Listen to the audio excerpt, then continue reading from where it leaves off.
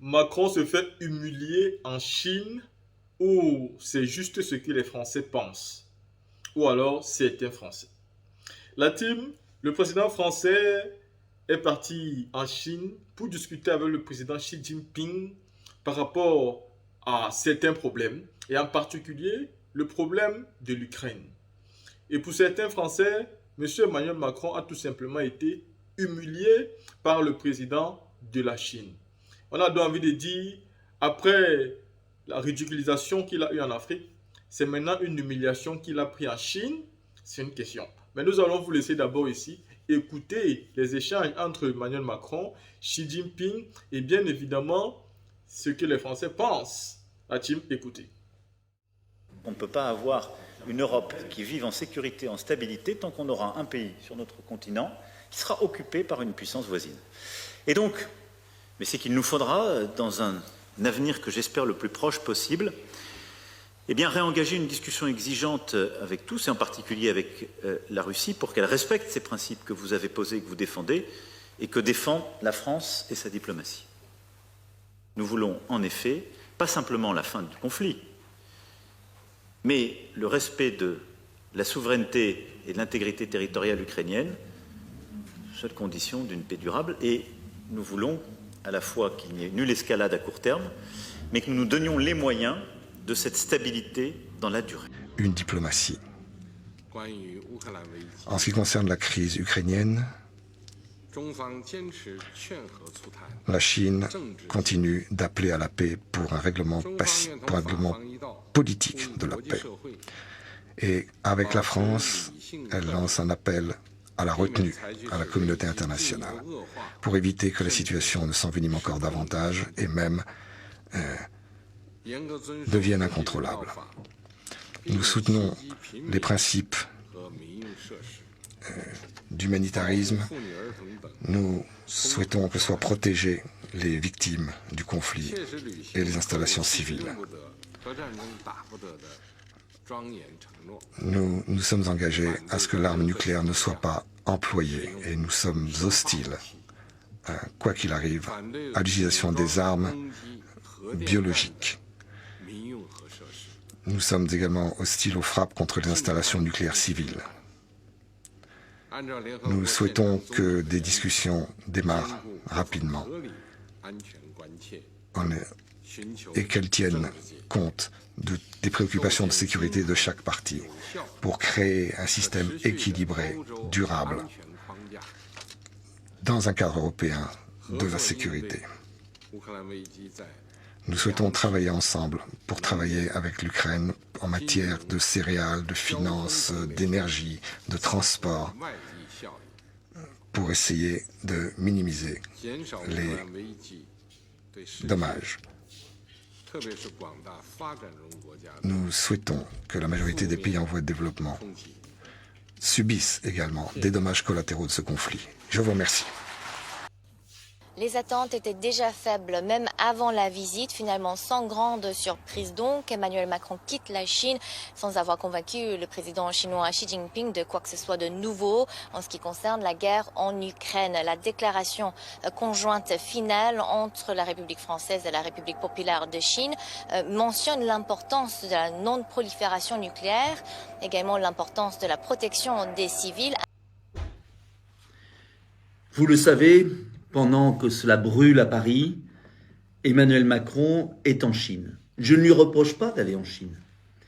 Mais quelle humiliation! Car il ne peut pas aller seul en Chine.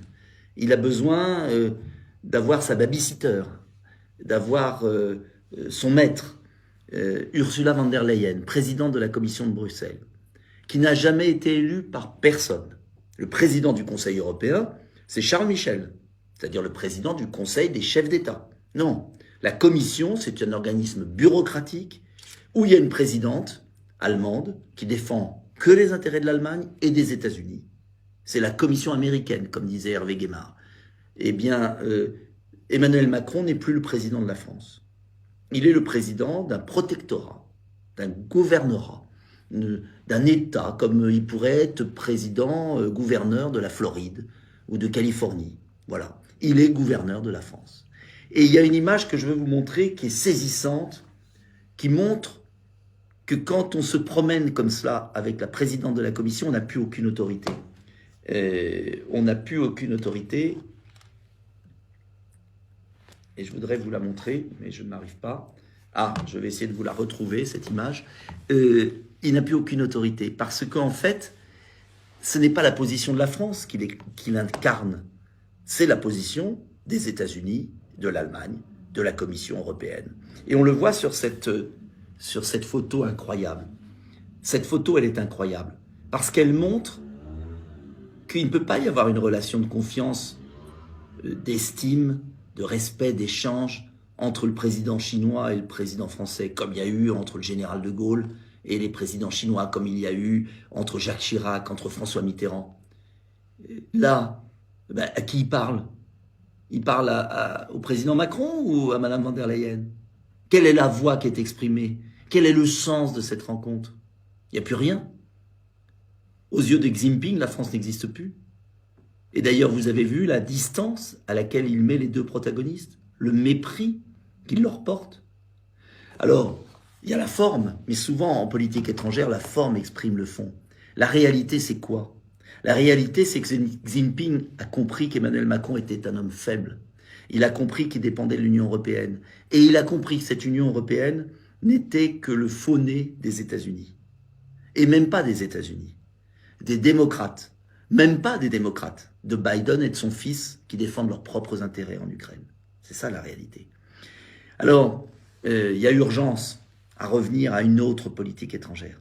Et la politique étrangère que je défends, c'est une politique étrangère qui porte une voix, une idée du monde, qui certes défend les intérêts de la France, mais qui porte la voix de la France. Et je peux vous le dire, la voix de la France, c'est pas rien dans le monde, si on l'exprime avec clarté, en partant du fond. Il y en a un qui l'a fait avec génie, c'est le général de Gaulle, qui il y a 60 ans avait compris et anticipé le monde multipolaire.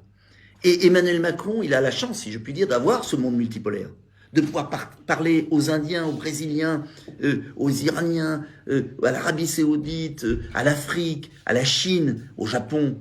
Mais non, il ne leur parle pas. Il n'est que le petit caniche d'une bureaucratie financière européenne. Voilà pourquoi il faut tout changer. Il y a urgence. Je ne vois pas comment on va pouvoir attendre 4 ans, mais ça sera l'objet d'une autre vidéo. À bientôt. La team, quand on finit d'écouter ici la vidéo, on convient que c'est vraiment une humiliation. Une humiliation, pourquoi? Parce que le président chinois Xi Jinping a l'habitude d'aller dans le sens de son interlocuteur quand il est en face de lui. Vous connaissez tous la politique chinoise. Quand vous discutez avec le président chinois, il ira toujours dans votre sens en face. Mais après, qu'est-ce qu'il va faire? Il va faire ce qu'il a envie de faire. Il va faire ce qui l'intéresse. Il va faire ce qui lui plaît. Il ne va donc pas être là pour dire « Non, je vais d'abord penser à la France avant de prendre une telle décision. » Non, il s'en fout totalement. Mais quand vous êtes là, il essaie d'aller dans votre sens, de danser comme vous souhaitez pour vous faire plaisir. C'est exactement ça, le comportement du président chinois. Donc ici, c'est vraiment du ridicule parce que vous écoutez très bien ici après sur la vidéo qui va suivre que malgré tout ce qui s'est passé là-bas, Emmanuel Macron n'a rien obtenu du président chinois. Donc, malgré tous les beaux discours, toutes les belles paroles du président chinois Xi Jinping, Emmanuel Macron n'a rien obtenu du président chinois. Donc, qu'est-ce que on sous-entend ici? On comprend directement que le président chinois soutient totalement la Russie dans ce qui est en train de se passer. Et il ne veut pas parler ouvertement, mais il pose des actes qui vous démontrent déjà sa position. Donc, ça ne sert à rien d'aller vers lui, c'est vraiment de l'humiliation. Donc, moi, je comprends que oui, c'est vraiment de l'humiliation. La team, à votre tour, dites-moi ce que vous pensez de cette rencontre du président Macron et de Xi Jinping, président chinois.